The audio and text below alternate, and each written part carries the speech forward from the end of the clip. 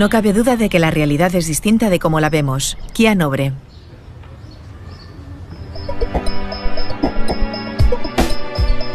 Solemos pensar que nuestra percepción del mundo es mucho más completa de lo que es en realidad.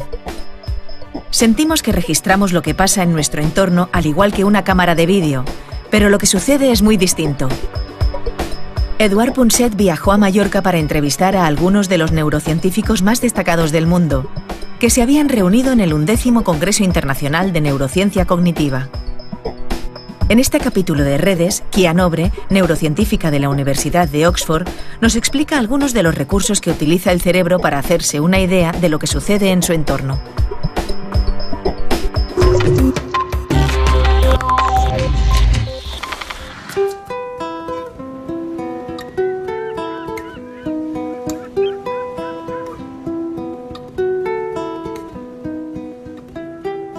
Kia Nobre es una neuróloga científica que empezó su vida en Brasil y ahora está en Londres después de haber estado en Estados Unidos, pero en todas partes donde yo he ido habían oído hablar de Kia y habían oído hablar de ella porque es una de las pocas científicas que dedica prácticamente todo su tiempo a analizar y a medir, no solo a analizar y a pensar sobre ello, sino a medir, a intentar medir el funcionamiento del cerebro.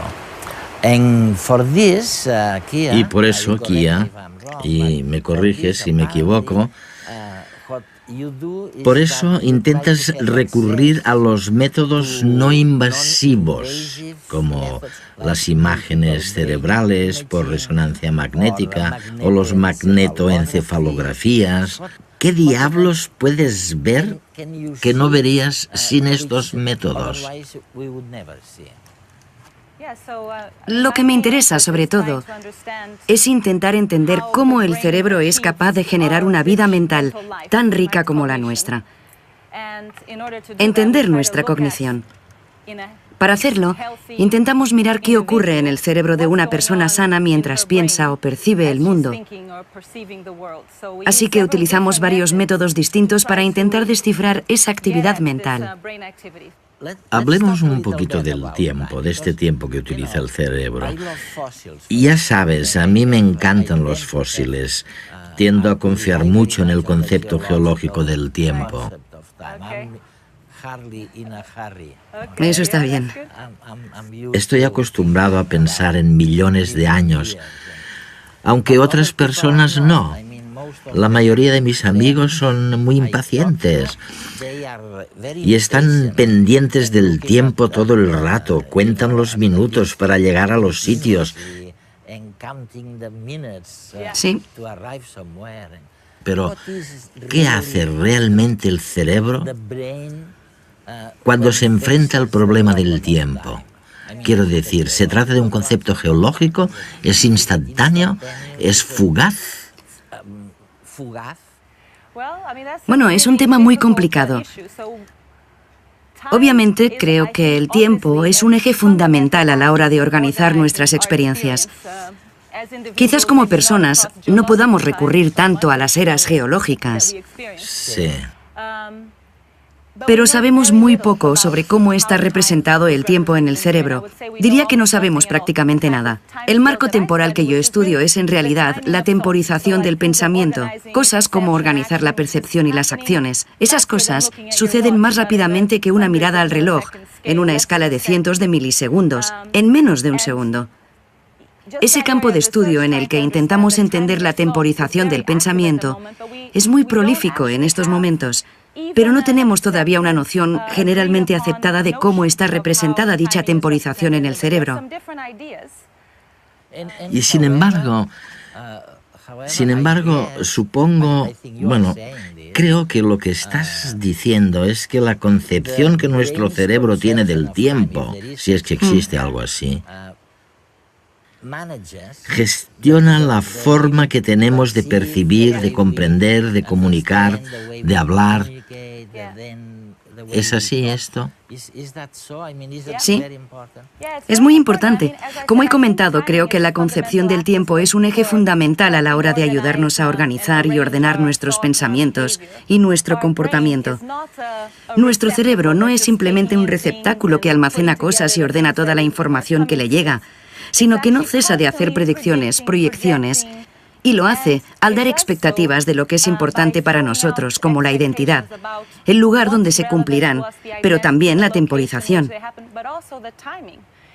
Nuestra actividad cerebral, desde los primeros sistemas existentes, cambia su excitabilidad en función de nuestras expectativas temporales, basándonos en lo que ocurre en cada momento.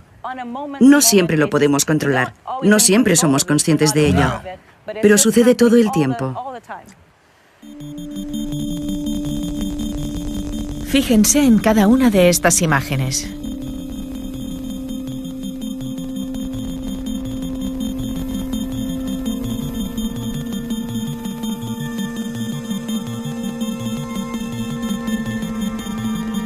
¿Ha estado la imagen de la flor el mismo tiempo que las otras en pantalla?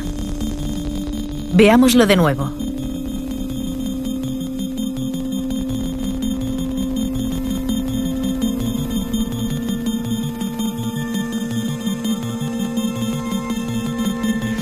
Aunque parezca que la imagen de la flor dura un poco más, en realidad todas duran lo mismo.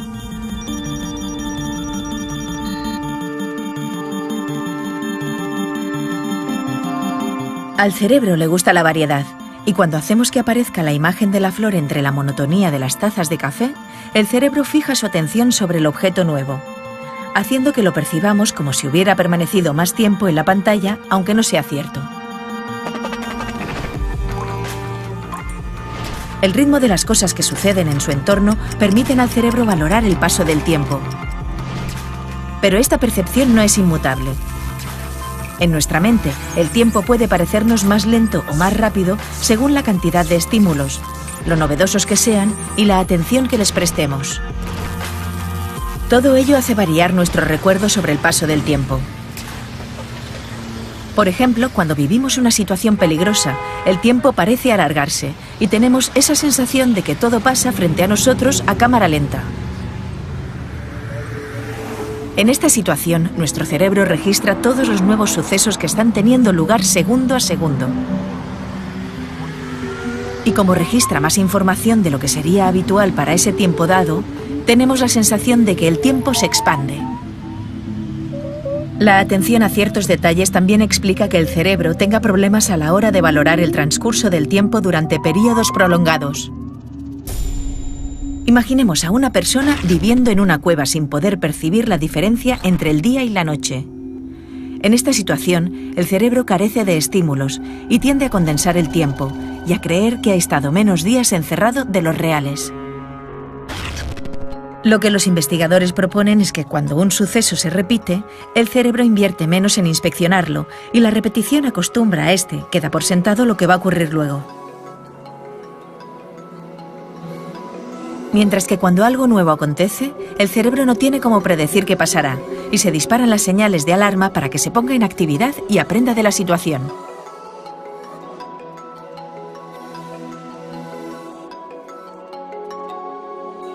El tiempo no es solo relativo en el mundo exterior, sino también dentro de nuestras propias cabezas.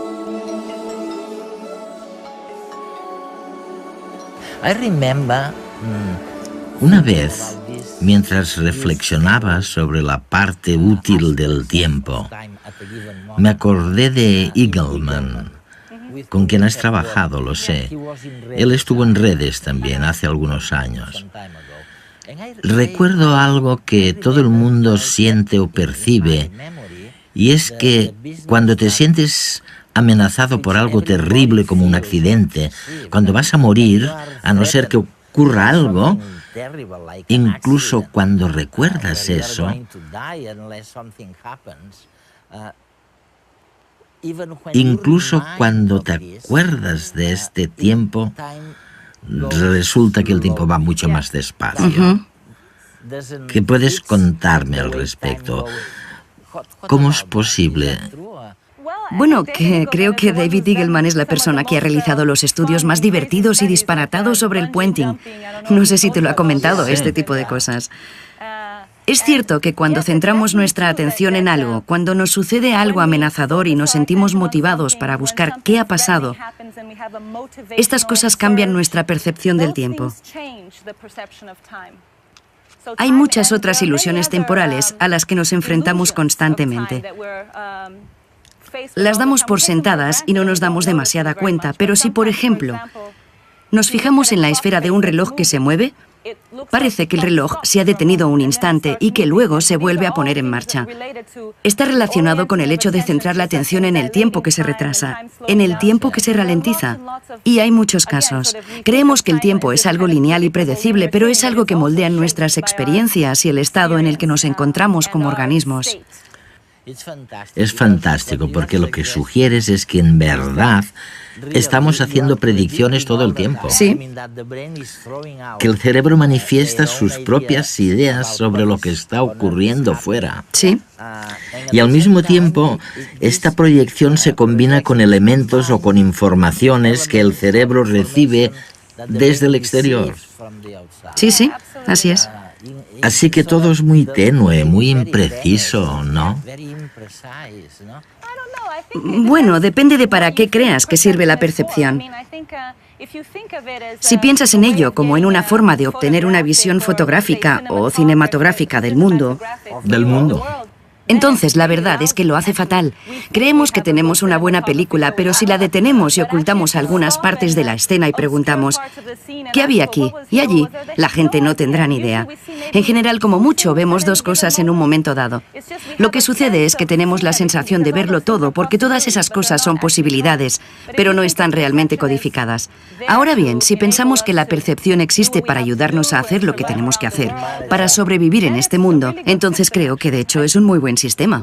Bueno, el tema es conciliar lo que tú estás diciendo con lo que yo preguntaba hace muchos años a mis amigos físicos, ¿no? Yo les decía, oye, vamos a ver, el mundo real, el mundo exterior, ¿es real? ¿Es tal y como lo vemos? O por el contrario, otras personas me dirían un poquito más lo que tú me estás diciendo. No es exactamente lo mismo porque la realidad es diferente, ¿no? Sí, no cabe duda de que la realidad es distinta de cómo la vemos. Cuando empecé en esta profesión era 100% materialista y de hecho sigo pensando que el cerebro nos dice muchas cosas sobre nuestro comportamiento. Pero cuando nos centramos en esa verdad final, es decir, ¿qué hay ahí fuera, en el mundo real? La pregunta es sesuda. He tenido la suerte de casarme con un filósofo. Por eso en casa me recuerdan constantemente, como decimos en Brasil, que el agujero es algo más profundo. Y ya sabes, las cosas son complicadas y al fin y al cabo puede ser que el mundo no sea nada como lo que percibimos conscientemente. Pero a pesar de todo, podemos estudiar la cognición y su interacción con el mundo, nuestras acciones y el navegar por nuestra existencia de forma casi perpendicular al misterio que esconde esa gran pregunta. O sea, diría que existe un mundo ahí fuera, pero no creo que pueda probártelo. Es fantástico lo que estamos sugiriendo, porque en realidad estamos intentando contestar la vieja pregunta de saber si el mundo que vemos es el mundo que existe, tal y cual, ¿no? Y Kia nos está diciendo, no estoy segura, o sea, no estoy segura, pero en cambio sé que lo que estoy viendo me sirve. Me sirve para mi propia vida.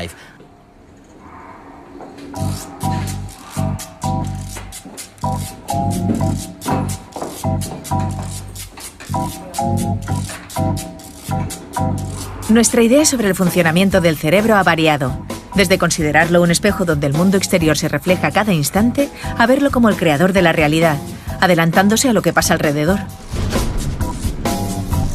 ¿Qué pasa? Por ejemplo, Carlos no puede evitar lanzar hipótesis y proyectarse en el futuro. ¿Se caerá el ascensor? ¿Llegaré a tiempo a la cita? El cerebro está constantemente adelantándose a lo que está ocurriendo. Hola.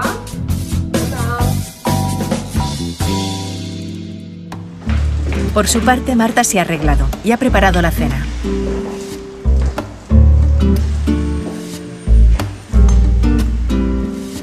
Todo está listo, pero Carlos tarda y ella se impacienta. Antes de que llegue Carlos, el cerebro de su chica ha tenido tiempo de pensar en las más remotas posibilidades. ¿Habrá tenido un accidente? Se retrasa demasiado. ¿O no? ¿Lo mismo está con otra? No sé. Prefiero no pensarlo.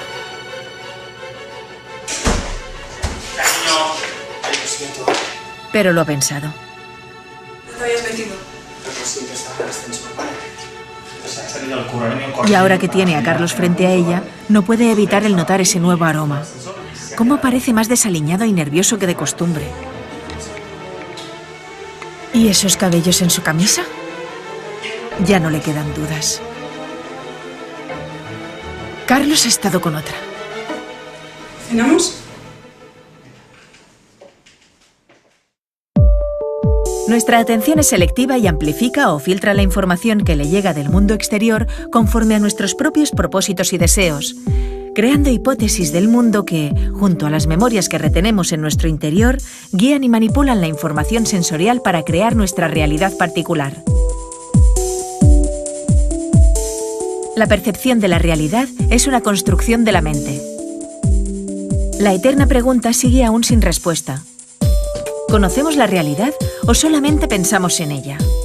Nuestra mente es el umbral entre el mundo físico y nuestro particular mundo de pensamientos. ¿Ha habido algún cambio? Quiero decir, un cambio real entre el mundo al que estaban acostumbrados nuestros abuelos, que supuestamente era un mundo con muy pocos objetos y poca atención, al mundo de hoy, al mundo digital, culpable de que reprochemos a nuestros estudiantes que no se concentran suficientemente porque reciben tantos estímulos que son incapaces de asimilarlos? Quiero decir, ese mundo era menos vacío que el mundo actual. Creo que el mundo ha cambiado. Hay algunos estudios de colegas míos de distintos países que ponen de manifiesto que aun cuando el mundo es un lugar cada vez más ajetreado y caótico, los niños, al jugar a los videojuegos y consolas, también se concentran mejor. Así que no creo que debamos disculparlos diciendo, es que mis estudiantes, los jóvenes, reciben demasiada información, porque pienso que la formación que reciben les proporciona mejores herramientas para gestionarla. Recuerdo siempre la camiseta de un pedagogo amigo americano que decía, decía, mamá, no es que tenga un déficit de atención, es que no me interesa. Sí, exactamente. Creo que tiene mucho que ver con eso. No me interesa lo que estás diciendo. Claro. Creo que las cosas han cambiado, pero quizás lo veo así por mi edad, porque estoy en esa etapa de la vida en la que a uno le empiezan a molestar los cambios. Me parece que la gente evita pensar mucho, pensar en silencio. Leer algo de principio a fin. Huyen del mundo real. Creo que sí, no lo sé, quizás a la gente le da miedo pensar, le da miedo reflexionar sobre los grandes misterios de la vida. Espero que no. Bueno, los amigos de tu marido, los filósofos, la gente del mundo educativo, hablan justamente del éxodo de la realidad. Sí. Dicen que la gente se aleja de la realidad porque lo cierto es que resulta muy aburrida. Me temo que se trata más de un éxodo de la mente que de una huida de la realidad. No me preocupa demasiado la realidad en ese sentido. Pienso que la gente debería volver a prestar atención a su mente y quizás a otras partes también. ¿Cómo se puede vivir sin reflexionar sobre esos grandes misterios de nuestro tiempo? No entiendo cómo a la gente ya no le interesan esas cosas. Yo no pude estar ni un día sin pensar cosas como, ¿por qué pienso? ¿Por qué? ¿Qué estoy viviendo? ¿Por qué me siento así? ¿Cómo empezó el universo? Son preguntas divertidas. No sabemos qué nos va a ocurrir, así que quizás vale la pena maravillarse ante esos increíbles misterios, ¿no? Siempre he pensado que infravaloramos el grado en el que las emociones o el impacto de una situación especial pueden influir en el tiempo e influir en la memoria a largo plazo. Quiero decir, ¿solo guardas en la memoria aquello que fue importante, destacable, algo Importante. O destacable, memorable? Es cierto, es la otra cara. Igual que decíamos que la percepción no es una película, tampoco la memoria es un archivo cinematográfico. Quiero decir que la memoria es un conjunto de cosas que tú elegiste del entorno porque en su día te resultaron interesantes o útiles. Nuestra experiencia es ese círculo entre percepción, acción, memoria, guiar la percepción, realizar una acción y guardar un recuerdo. Es un círculo de influencias mutuas y los recuerdos cambian constantemente nuestra forma de percibir el mundo. Después, solo elegimos aquella parte del mundo que nos resulta relevante, la conservamos en la memoria y esto cambia nuestra forma de percibir el mundo y se supone que se repite en este, esperemos, círculo virtuoso y no vicioso. ¿Y qué es lo que nos lleva a elegir un recuerdo en particular y no otro? ¿Cómo funciona? ¿Cuál es el papel? Creo que tú lo llamas atención selectiva. Sí. Creo que es una interacción entre varios aspectos. Posiblemente uno tenga que ver con nuestro aprendizaje. Por un lado, cuando estamos en una situación en la que nos hemos planteado un objetivo o una tarea, nuestro cerebro prepara todo lo que es relevante para el desempeño de dicha tarea. De modo que ahí fuera aparecerá todo lo que tenga que ver con esta y tendrá ventaja. Llamamos a esto enfoque de arriba abajo, es decir, nuestra voluntad se proyecta sobre la tarea y sobre nuestra percepción. Por otro lado, es obvio que la evolución también es otro largo proceso de aprendizaje que llevamos codificado. La sensibilidad ante cosas que potencialmente pueden resultarnos relevantes.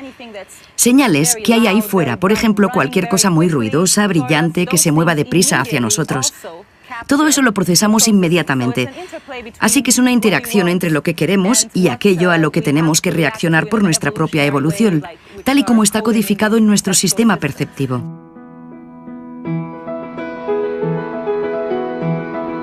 Hay psicólogos y neurólogos convencidos de que el cerebro es una chapuza, mientras que otros piensan que efectivamente es la máquina más asombrosa del universo. ¿Y dónde está la verdad?, se preguntarán ustedes. ¿En medio? Sorprende pensar que el cerebro, un subproducto terco de la evolución, está al mando de la nave y que tiene todo el poder de decisión tanto en lo que se refiere a la gestión de procesos automatizados como la respiración, como de procesos discrecionales y conscientes como cambiar de entorno o de pareja. A juzgar por nuestra historia evolutiva, diríamos que el cerebro, es un buen director, pero no nos engañemos.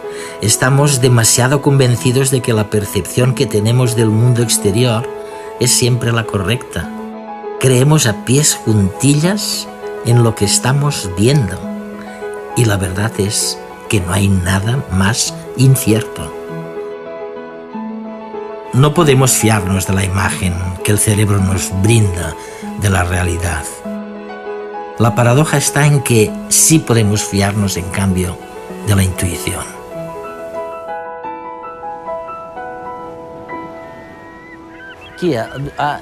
Cuando mis amigos me preguntan algo preocupados, si tienen que confiar en su intuición o si por el contrario tienen que analizar cada situación antes de tomar una decisión, tiendo a decirles que se olviden de la razón y que se dejen llevar por la intuición, porque la intuición es una fuente de conocimiento. Creo que sí. No te voy a contestar con una respuesta contrastada, pero pienso que nuestra intuición es el resultado del largo proceso de aprendizaje de nuestra adaptación. Y probablemente sea más útil que el pensamiento formal. Pero, por supuesto, creo que en algunos casos el pensamiento formal también ayuda. En algunas situaciones, por ejemplo, si te preocupa tener que resolver un examen de lógica, seguramente tendrás que aplicar un pensamiento racional. No obstante, creo que en la mayoría de los casos estamos inconscientemente muy bien preparados para enfrentarnos y reaccionar ante las distintas opciones y oportunidades, porque tenemos un conjunto de recuerdos que nos permiten optimizar nuestro comportamiento en cada momento. La verdad es que no sabíamos nada sobre el cerebro hasta hace muy poco, hasta hace muy pocos años.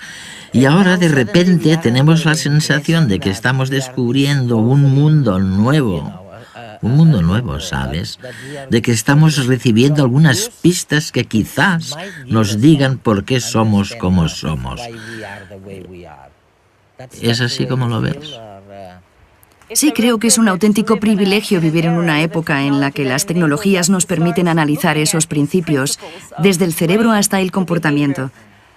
No creo que sepamos tanto como a veces nos quieren hacer creer en los medios de comunicación o los periódicos. A veces pensamos, aquí está el centro del cerebro o allí. Algunos, como yo misma, pensamos que el cerebro no funciona así en absoluto, sino que creemos que el sistema es mucho más dinámico, por lo que creo que todavía tenemos mucho que aprender. Lo que sí es cierto es que ahora disponemos de algunas herramientas que nos permiten adentrarnos en el cerebro humano sin tener que recurrir a personas que enferman o sufren un ictus. Por eso creo que estamos viviendo un tiempo con muchas posibilidades. Pero espero que nos ayude a plantear más preguntas en lugar de darnos soluciones fáciles, porque sería muy aburrido.